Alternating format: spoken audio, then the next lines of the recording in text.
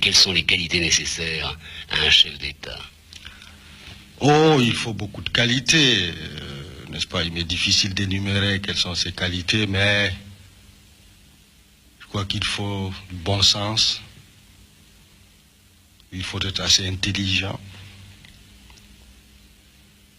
il faut du courage, Il faut du cœur. il faut du cœur. Pas trop de cœur non plus. Il faut du cœur. Et il faut avant tout être patriote et aimer beaucoup et sincèrement son pays. Mais dans le cas bien précis du Cameroun ou des autres pays, qu'ils soient d'Afrique ou d'Asie, il fallait surtout pour des hommes comme vous une force un peu exceptionnelle, une force de tolérance, une force politique, car il ne fallait pas avoir l'esprit tribal, il ne fallait pas être sectaire et il ne fallait pas être raciste. Et je dois dire que dans ce pays qui était fait d'une foultitude de peuples, de sectes, de tribus, l'unité, cette unité que vous souhaitez, n'était pas gagnée dès le départ. Non, elle n'était pas gagnée dès le départ. Nous avons fait des progrès importants. La conscience nationale existe, l'unité nationale existe. Mais je dis à mes compatriotes que nous devons toujours être vigilants et veiller à ce que nous demeurions toujours unis. En effet, le Cameroun, vous l'avez dit, est un pays, a toujours été un pays très divers, de tribus diverses, de religions diverses. Et pour ce qui me concerne, je dois dire que depuis longtemps, avant même que j'accède au poste de Premier ministre et de Président de la République, je pensais qu'il fallait que des Camerounais, étant donné la situation du Cameroun, que beaucoup de Camerounais fassent abstraction de leur appartenance ethnique, religieuse et travaillent pour l'unité du pays, avant même l'accession du pays à l'indépendance. J'ai toujours été dans cet état d'esprit, je dois dire, que les circonstances m'y ont aidé parce que, dès mon jeune âge, comme fonctionnaire originaire du Nord Cameroun, et à l'époque, les régions du Cameroun étaient un peu étrangères les unes des autres. J'ai eu la chance, tout jeune, de travailler dans diverses régions du pays, dans le sud, Cameroun par exemple, qui est encore d'ailleurs différent, très différent du nord.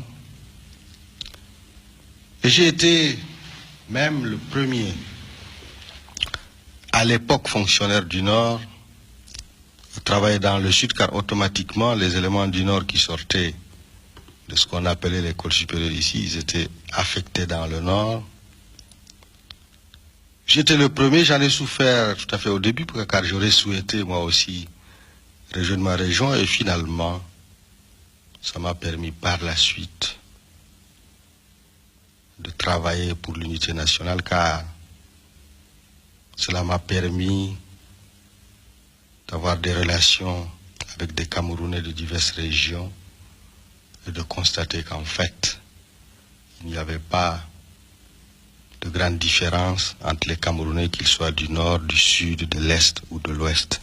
Il y a eu la réunification des deux Camerouns. L'affaire n'a pas été facile, elle a même été délicate. À un certain moment, avez-vous douté, avez-vous pensé que vous n'y arriveriez jamais? Non. Dès le début, quand j'ai accédé au pouvoir en 1958, avant cela, bien sûr, comme tous les Camerounais, j'étais pour la réunification, mais dès que j'ai accédé au pouvoir, j'ai eu confiance,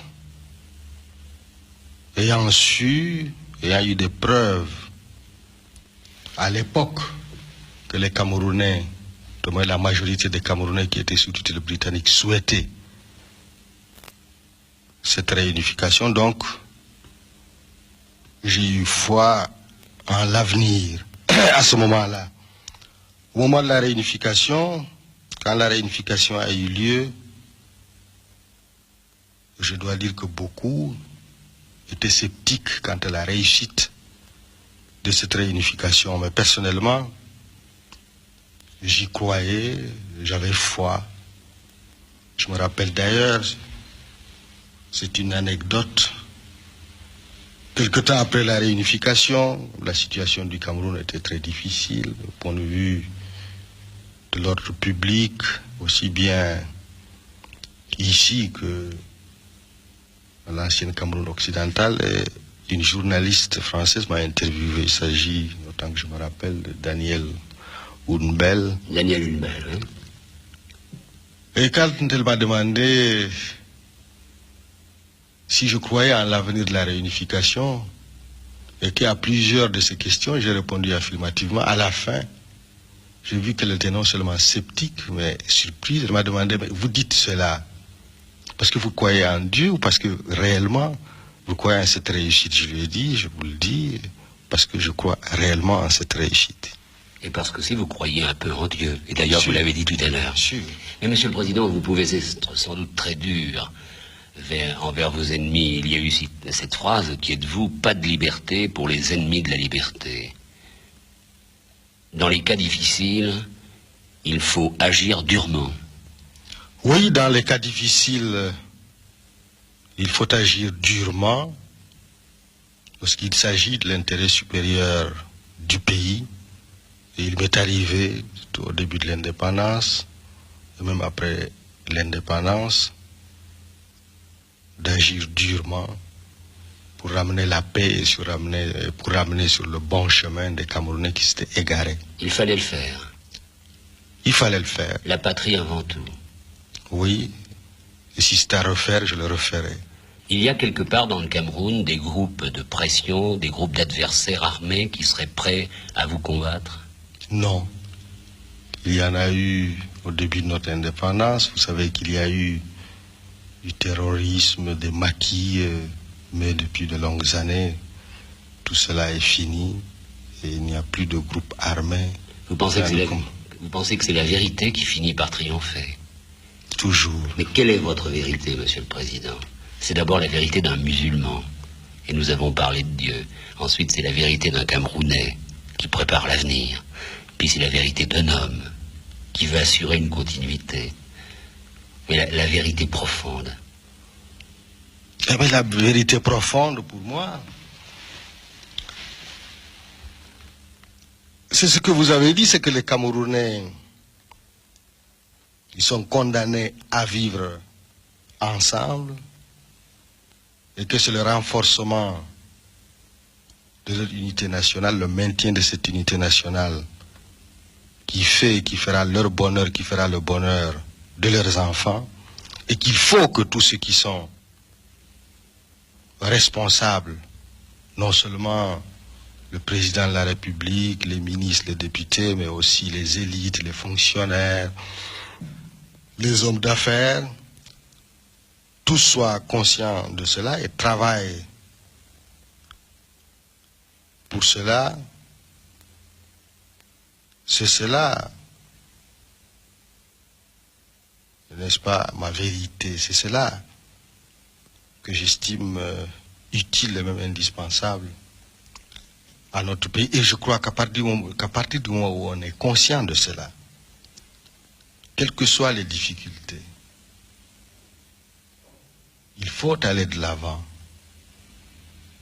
tout faire pour surmonter les difficultés. C'est tout cela, ma vérité. Mais il faut avoir une grande force de caractère, d'abord pour solliciter le pouvoir, et ensuite pour le garder. Vous vous posez la question parfois? Laquelle? Dois-je garder le pouvoir? Oh, bien sûr, quand on a assumé le pouvoir pendant 15 ans, 17 ans, 18 ans, il vous arrive de vous poser la question. Oui, mais vous êtes jeune, vous avez 50 ans. Oui, mais 50 ans, c'est que, encore une fois, je suis président de la République depuis 17 ans. Si je compte les 2 années, depuis 16 ans, si je compte les 2 années où j'ai été Premier ministre, je suis au pouvoir depuis 18 ans. C'est beaucoup. Ça n'est pas encore tout à fait une éternité. Êtes-vous éternel pour le Cameroun? Non, certainement pas. Vous pouvez penser au fond de votre cœur qu'un jour vous déciderez de partir pour mener une vie qui sera votre vie à vous, faire profiter un peu de vous-même. Non seulement je peux le penser, mais je le pense. Ce sera dans combien d'années? Je ne peux pas vous le dire, je ne le sais pas moi-même, en réalité. Ce sont des choses qui vous hantent. Ce sont des choses auxquelles je pense. Et dans une situation comme celle-là, un homme à la place que vous occupez doit assurer son avenir et presque désigner son successeur. Est-ce qu'il y a les hommes capables de continuer ce que vous avez commencé? Oh, il y a certainement des Camerounais capables de continuer ce que j'ai commencé. Et vous les avez désignés vous-même? Non, je n'ai pas désigné. Je ne pense pas qu'il m'appartienne de désigner mon successeur, que je contribue à ce que ma succession se fasse d'une façon normale, légale. C'est tout à fait normal. Mais que je désigne moi-même mon successeur, je ne crois pas que cela soit normal. J'ai parlé de toutes ces choses avec vos amis, le président Senghor et le président Bourguiba, car eux sont très occupés de leur avenir et ils en sont beaucoup plus occupés de vous. D'abord pour une simple raison, c'est qu'ils ont au moins 20 ans ou 30 ans de plus que vous. Oui, moi aussi, j'en suis préoccupé. Parce que comme vous le disiez, ils sont, ceux que vous avez cités, beaucoup plus âgés que moi, mais enfin, dans le cas du président Senghor, il est président de la République un peu moins longtemps que moi, donc il est normal que moi aussi j'y pense. Je pense à ma succession, je pense à l'avenir. Je crois que ça fait partie d'ailleurs des devoirs et des responsabilités d'un chef d'État, surtout d'un chef d'État à la tête d'un pays jeune, pays neuf. D'ailleurs, c'est valable pour tous les pays du monde. On peut se demander jusqu'à quel âge un homme doit aller dans la profession qu'il exerce. Et c'est valable pour toutes les professions. À votre avis, on est totalement adulte et confortable dans son métier jusqu'à 70 ans? 60 ans, 70 ans? Ça, je ne sais pas. Ça dépend des hommes, ça dépend des constitutions. On a vu des hommes d'État qui ont exercé le pouvoir jusqu'à 75 ans, 80 ans, ou même davantage. N'est-ce pas?